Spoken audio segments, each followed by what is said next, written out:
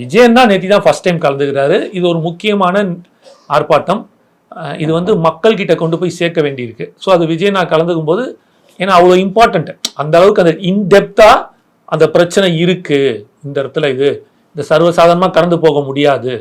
எல்லா ஆர்ப்பாட்டமும் இருந்தாலும் இது இனிமேல் ஒரு உயிர் சம்பந்தப்பட்டதுனால அவரே இது கலந்துக்கிட்டாரு அப்படின்றதான். அது முன்னாடி நாளே அவர் இந்த 22 குடும்பத்தையும் கூப்பிட்டு அவங்ககிட்ட பேசியிருக்காரு. நீதித்துறையில் போயிட்டு இதற்கான இதை வந்து அவங்களுக்கான இதை வாங்கி கொடுக்குறோம்னு சொல்லி உரிமையை வாங்கி கொடுக்குறோம், அவங்களுக்கு நடந்த இதுக்கு பிரச்சனைகளுக்கு தீர்வு கொடுக்கறதுக்கு என்ன செய்ய முடியுன்றது அவங்களால முடிஞ்சதை சட்டத்துறை நீதியாக பண்ண முடியும்னு சொல்லிட்டு அவங்க பண்ணிட்டு இருக்காங்க.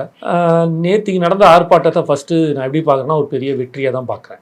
பார்த்துருப்பீங்க, பல அடக்குமுறைகள், பல தடுப்புகள், பல விதமான சூழ்ச்சிகள், கன்னிங்னஸ் சொல்லுவாங்க, இதெல்லாம் செஞ்சும் கிட்டத்தட்ட ஒரு 20,000 பேர், 15,000 15,000 பேர் குறையாமல் இருந்திருப்பாங்க நேற்றுக்கு. கண்டிப்பாக அவ்வளோ பெரிய இடம். அது பார்க்கும்போது மக்கள் காத்தாலேருந்தே நீங்கள் இருந்தது பார்த்துருப்பீங்க.